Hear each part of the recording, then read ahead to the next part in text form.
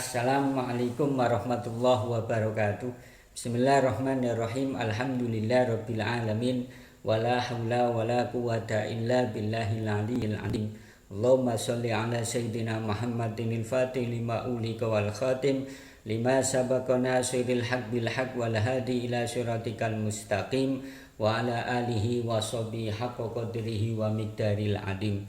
Para sahabat semuanya dimanapun Anda berada, pada kesempatan kali ini saya akan mengulas kembali lebih detail lagi bahwa habaib itu bukan NU, dan nantinya akan saya tunjukkan indikator-indikatornya dalam tanda petik bukti-bukti yang menunjukkan bahwa habaib itu bukan NU.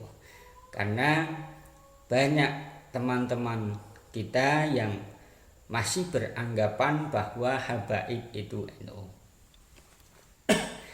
Para sahabat semuanya dimanapun Anda berada, sangat jelas sekali ya bahwa warga Nahdlatul Ulama dan habaib itu circle-nya berbeda, aktivitasnya juga berbeda. Oleh karenanya ada beberapa bukti yang mengindikasikan bahwa habaib itu bukan NU. Ada berapa bukti ini yang saya itu? Ya. Ada 4, masih ada 5. Ya, ini menurut pengamatan saya. Sebenarnya masih ada. Ya, ini saya catat hanya 5.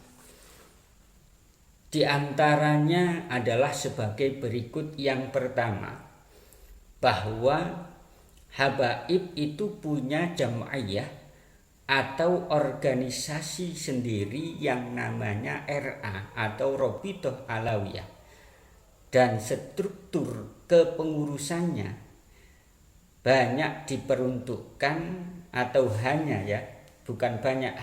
diperuntukkan khusus dari intern kelompok mereka sendiri, tidak ada yang dari luar kelompok mereka. Lihat, kepengurusan Rabithah Alawiyah mulai dari ketua umumnya sampai pengurus-pengurus yang lain itu pasti dari golongan mereka, tidak ada yang dari luar golongan mereka. Logikanya sederhana, ya, kalau memang habaib itu Nahdlatul Ulama, mereka tidak akan mungkin membuat jam'iyah atau komunitas sendiri yang namanya Rabithah Alawiyah, ya. Tetapi mereka ikut melebur ke Nahdlatul Ulama. Karena Nahdlatul Ulama ini berdirinya lebih awal daripada Rabithah Alawiyah. Jadi sekali lagi semestinya Rabithah Alawiyah itu kalau NU tidak usah mendirikan organisasi yang namanya RA, tapi ikut nimbrung ke Nahdlatul Ulama. Kita tahu bahwa Nahdlatul Ulama didirikan lebih awal daripada RA pada tanggal 31 Januari 1926 Masehi. Sedangkan organisasi atau jam'iyah atau komunitas RA ini didirikan pada tanggal 27 Desember 1928. Jadi 2 tahun lebih awal Nahdlatul Ulama itu, ya. Kemudian bukti yang kedua bahwa habaib itu bukan NU. NU itu selalu mengedepankan keilmuan, bukan silsilah nasab. Akan tetapi sebaliknya habaib itu lebih mengedepankan nasab daripada ilmu. Ini bisa ditunjukkan betapa banyak ulama-ulama dari Nahdlatul Ulama yang sebenarnya masih ada keturunan dengan Wali Songo, ya, yang mana ketika diruntut silsilahnya ini nyambung kepada Nabi Muhammad Shallallahu Alaihi Wasallam, akan tetapi mereka lebih ingin menyembunyikannya, bahkan takut kalau silsilah nasab ulama-ulama NU ini diketahui oleh masyarakat banyak bahwa beliau-beliau ini termasuk keturunan Nabi. Kenapa takut? Karena beliau-beliau ulama-ulama Nahdlatul Ulama takut kalau ucapan, perbuatan dan tingkah lakunya ini tidak mencerminkan leluhur-leluhurnya. Makanya banyak ulama-ulama Nahdlatul Ulama ini lebih suka menyembunyikan silsilah nasabnya. Sedangkan habaib ini kebalikannya. Ya, kebalikannya. Mereka lebih suka mengedepankan nasab daripada keilmuan. Ini bisa ditunjukkan dengan adanya RA sendiri, ya. Jadi RA ini menaungi dalam hal nasab yang kata mereka ini masih ada keturunan Nabi Muhammad Shallallahu Alaihi Wasallam. Ini artinya apa? Artinya bahwa habaib itu mengedepankan nasab daripada keilmuan. Sehingga tidak heran kalau ada doktrin-doktrin yang dikeluarkan oleh habaib ini yang selalu bertentangan dengan apa yang telah diajarkan oleh Nabi Muhammad SAW. Satu habib yang bodoh lebih utama, lebih mulia daripada 70 kiai yang alim. Lah, doktrin inilah salah satu yang menguatkan bahwa habaib itu yang didepankan, yang diprioritaskan itu adalah nasab, bukan ilmu. Bukti nyata lagi, ya, dari golongan mereka yang sebenarnya kualitas dan kapabilitas keilmuan agamanya ini nol, akan tetapi sama mereka ini diberi kesempatan untuk dakwah, ya, sehingga mereka ceramahnya ngawur. Ada yang mengatakan merampok lebih utama daripada meminta, ya, dan lain sebagainya. Kemudian bukti yang ketiga bahwa habaib itu bukan NU adalah kita tahu bahwa sikap dakwah NU atau Nahdlatul Ulama itu tawasud atau moderat, tawazun seimbang, dan tasamuh atau toleran. Kenapa? Nahdlatul Ulama ini dalam sikap dakwahnya ini menerapkan 3 yang sudah saya sebutkan tadi, tawasud, tawazun, dan tasamuh, karena Nahdlatul Ulama itu adalah mengikuti madhab Ahlus Sunnah wal Jamaah yang mengajarkan dakwah yang penuh dengan kesejukan, mengembangkan pemahaman yang sepakat untuk mendamaikan dunia keilmuan dengan dunia politik serta spiritual guna membangun peradaban Islam. Tapi kalau kita lihat habaib sebaliknya, beberapa contoh yang menunjukkan bahwa habib itu dalam sikap dakwanya tidak ada tawazun, tidak ada tawasud, tawazun, dan tasamuh, ya, sehingga mereka mudah mencaci. Mereka mudah mencaci sesama manusia. Lihat Rizik Syihab mengadu domba, provokatif, bahkan menghina presiden kita, merendahkan institusi pemerintah kita. Ini menunjukkan bahwa doktrinnya ini tidak tasamuh, tidak toleran. Gitu, ya. Mereka mengharamkan perempuan-perempuan mereka menikah dengan laki-laki yang bukan dari golongan mereka. Ini sebenarnya dakwah yang tidak toleran, doktrin yang tidak toleran. Agama pun tidak membeda-bedakan, ya, tidak membeda-bedakan. Akan tetapi agama cuma memberikan alternatif. Kalau mencari istri itu bisa memilih nasabnya, bisa memilih agamanya, cantiknya.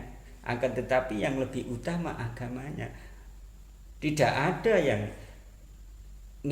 yang sama dengan doktrin habaib dalam agama Islam itu tidak ada, ya, nggak ada. Orang Amerika keturunan ini sama saja dalam pandangan agama dalam hal pernikahan. Dalam agama Islam sama. Kamu anaknya siapa? Silsilahnya siapa? Sama semuanya. Tapi kalau habaib, perempuan mereka ini tidak boleh menikah dengan laki-laki yang bukan dari kelompok mereka dan lain sebagainya lah. Banyak dakwah-dakwah dari habaib yang dakwahnya itu tidak tawasud, tawazun dan tasamu. Kemudian bukti yang keempat yang menunjukkan bahwa habaib itu bukan NU adalah orang NU. Kemudian para kader NU dan para ulama-ulama NU itu selalu dalam kesempatannya ketika berbicara di depan publik, isi-isi perkataannya, isi-isi dakwanya, isi-isi ceramahnya selalu menguatkan dan mengkokohkan Jam'iyah yang namanya Nahdlatul Ulama dengan bercerita bagaimana pengorbanan ulama-ulama dulu ketika awal pendirian Nahdlatul Ulama. Sehingga dengan perkataan-perkataan itulah bisa membius generasi-generasi Nahdlatul Ulama ini lebih termotivasi untuk mengokohkan dan menguatkan Nahdlatul Ulama serta menjaga Nahdlatul Ulama. Ya. Akan tetapi habaib sebaliknya justru melemahkan dan merobohkan Nahdlatul Ulama. Ini bisa kita lihat bagaimana mereka ada yang mengatakan bahwa ulama-ulama yang dekat dengan pemerintah ini namanya ulama su, bahkan diibaratkan dengan anjing. Ya. Bagaimana mereka menghina Banser, menghina Ansor, bagaimana mereka menghina pendiri Nahdlatul Ulama sendiri Kyai Haji Hasyim Asy'ari, bagaimana mereka menghina Gus Dur dengan mengatakan Gus Dur buta mata, buta hati. Bagaimana mereka menghina Kyai Said Akil Sirot, bagaimana mereka menghina Kyai Haji Ma'ruf Amin, bagaimana mereka menghina Kyai Said Akil Sirot, Kyai Yahya, Gus Yakut, Gus Muafik dan lain sebagainya ulama-ulama dari Nahdlatul Ulama. Bahkan mereka sering menggembor-gemborkan bahwa Faqih Muqaddam itu derajat kewaliannya itu di atas Syekh Abdul Qadir Al-Jailani. Padahal Syekh Abdul Qadir Al-Jailani ini adalah salah satu madhab tasawuf yang diikuti oleh Nahdlatul Ulama. Bagaimana bisa dikatakan habaib itu NU sedangkan dakwanya mereka menghina ulama-ulama NU, menghina Banser Ansor, mereka menghina Syekh Abdul Qadir Al-Jailani. Secara akal mereka ndak NU. Gitu loh. Ya. Mereka memalsukan atau mengkaburkan sejarah pendirian NU. Ya, dengan mengatakan salah satu pendiri NU adalah Habib Thoha bin Umar bin Yahya, padahal tidak ada bukti bukti sama sekali yang menunjukkan bahwa Habib Toha bin Umar bin Yahya ini adalah salah satu pendiri NU. Bagaimana Bahar bin Smith ketika di persidangan mengatakan bahwa Kiai Haji Hashim Asy'ari itu sebelum mendirikan Nahdlatul Ulama itu minta restu 5 habaib termasuk Habib Kuitang dan lain sebagainya. Bagaimana dikatakan bahwa Habib itu NU, sedangkan sejarah NU sendiri itu dikaburkan, dipalsukan, sejarah Jatman ini dipalsukan. Ya, bagaimana? Jadi saya tanya kepada teman-teman saya ini yang ngaku-ngaku NU, mohon maaf, ya, coba logikanya bagaimana? Anda mengatakan bahwa Habib itu NU, sedangkan sejarah Nahdlatul Ulama sendiri ini dikaburkan oleh mereka. Warasnya di mana? Gitu ya. Matchingnya di mana? Ya, gitu. Kalau memang NU semestinya tidak mengaburkan sejarah NU, malah menguatkan gitu loh. Saya tidak habis pikir kok, sudah jelas gamblang begini kok masih ada yang mengakui itu. Ya. Kemudian yang kelima, bukti bahwa habaib itu bukan NU adalah dalam segi praktek amaliyah memperingati para tokoh-tokohnya. Dalam hal ini adalah masalah haul. Kalau habaib ini pusatnya ada di kuburan, tapi kalau tokoh-tokoh NU halnya tidak, bisa di pondok, bisa di rumah dan lain sebagainya. Dan masalah praktek amaliyah memperingati haul para tokoh-tokoh NU dan habaib itu sudah dijelaskan secara gamblang oleh Kiai Haji Imaduddin Usman Al-Bantani. Itu saja yang bisa saya sampaikan. Mudah-mudahan kita selalu mendapatkan ilmu yang manfaat dan barokah. Dari saya kurang lebihnya, assalamualaikum warahmatullahi wabarakatuh.